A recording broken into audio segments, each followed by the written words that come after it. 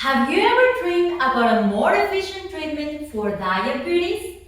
A world where diabetes treatments are based on our inner body regulator status?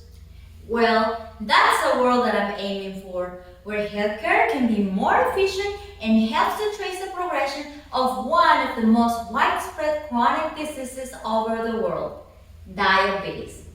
Reactive oxygen species, ROS, depending on their levels, high or low, can be present in diseases. Therefore, maintaining a balance of ROS in our bodies is essential to health. Selenoprotein B possesses an antioxidant effect that can reduce the levels of ROS. This effect, we will call it selenoprotein B mediated reductive stress. This mechanism is associated with diabetes and its implications. To understand the mechanism, we focus on the targeted protein and their post-translational modifications. Did you know that post-translational modifications change over the disease progression or response to treatment? Post-translational modification serves as protein switches that regulate protein structure or function. I will call it from now on protein switches.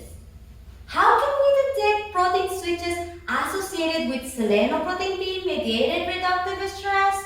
To detect it, we use diabetic wild type and selenoprotein B knockout mice models and extracted tissue samples.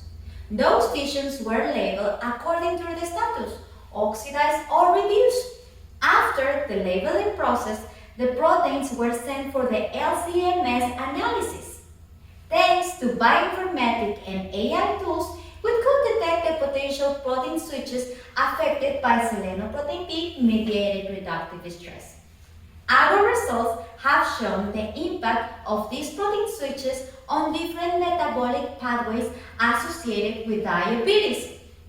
Our findings must be evaluated under functional analysis in vivo and in vitro models to verify and confirm their role in diabetes. Understanding the oxidative and the reductive stress in diabetes is essential for better comprehending this disease.